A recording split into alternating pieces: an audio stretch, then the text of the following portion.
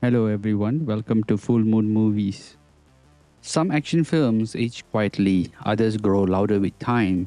Demolition Man is one of those rare 1990s studio blockbusters that become more relevant than the further we move away from it. Now, what once looked like a glossy sci-fi action vehicle for Sylvester Stallone and Wesley Snipes now plays like an exaggerated warning about sanitized societies, performative morality, and the cost of trading freedom for comfort.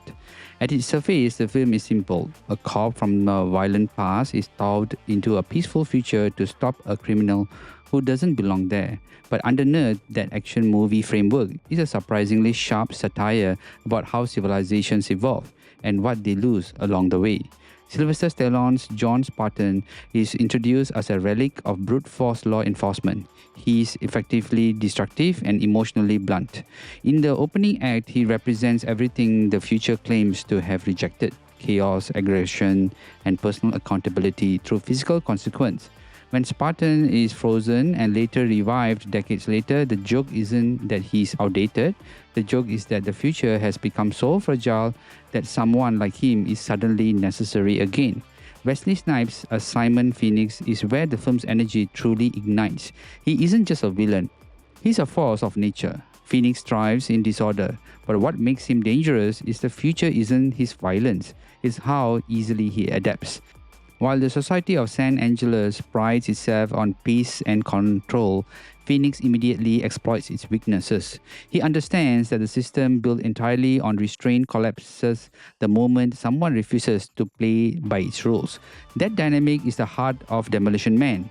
The future isn't weak because it values peace, it's weak because it no longer understands conflict.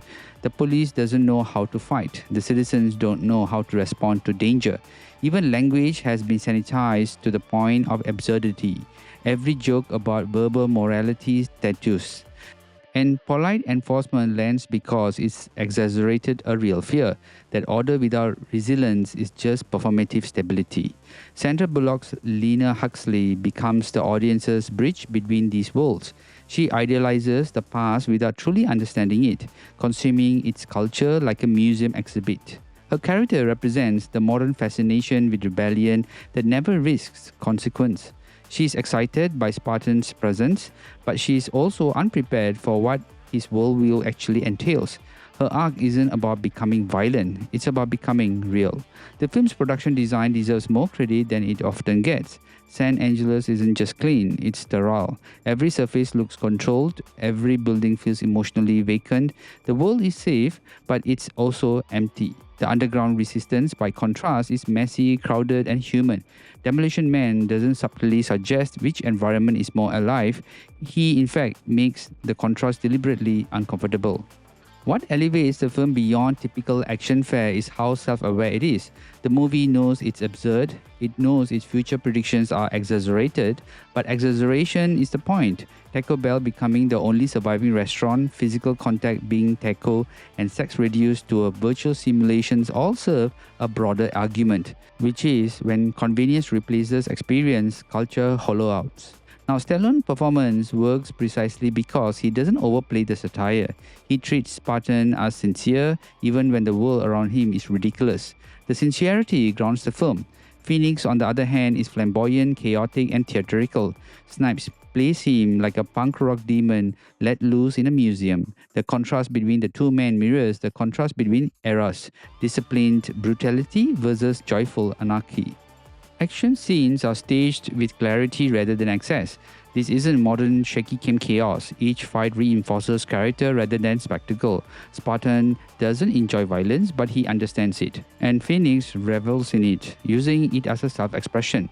Even the climactic confrontations are less about who hits harder and more about which worldview survives.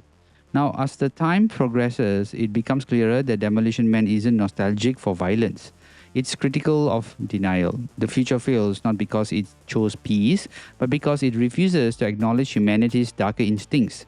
The underground survivors aren't violent rebels. They are just simply people who refuse to live numbed lives. Viewed today, the film's themes feel eerily familiar. Debates about speech regulation, social conformity, algorithmic control, and curated behavior all echo throughout the narrative. Now, what once felt cartoonish now reads as a prophetic satire. The Arrow Video's 4K release is where the film truly gets the respect it deserves. The new restorations brings out the sharp contrast between the cold blues of San Angeles and the warmer, grimier tones of the underground world. Grain structure is preserved rather than scrubbed away, keeping the film's early 90s texture intact. Neon highlights, metallic interiors, and nighttime cityscapes benefit immensely from the HDR grading without becoming artificial. Audio clarity enhances both the explosive action and the quieter satirical beats. Dialogues are so crucial to the film's humor, and social commentary comes through very cleanly, allowing jokes and world-building details to land more effectively than ever. Arrow's presentation reframes Demolition Man not as a disposable action nostalgia, but as a cultural artifact worth re-examining. It sits comfortably alongside with other sci-fi satires that gain stature over time, films that dare to critique progress rather than worship it. Critics of the film often point to its tonal shifts, bouncing between action, comedy, and social commentary. But that tonal instability is part of its identity. Civilizations itself is unstable when value shifts too far in any direction. The film's willingness to be silly and serious is the same breath that mirrors the contradictions of modern society. Now, by the time Demolition Man ends, it doesn't offer a clean solution. It doesn't say the past was better, nor does it fully reject the future. Instead, it suggests that survival lies in balance, meaning order tempered in instinct, progress grounded in human experience. What remains most striking is how confident the film is in its absurdity. It doesn't hedge its satire or soften its critique. It trusts the audience to laugh first and think later. Revisiting Demolition Man in 4K today feels less nostalgia and more like rediscovery. Beneath the explosions and one-liner is a film that understood something fundamental. A society that forgets how to deal with conflict doesn't become enlightened. In fact, it becomes vulnerable. And that's why, decades later, Demolition Man still hits harder than many modern sci-fi spectacles ever managed to be. Now, this movie is a must-watch.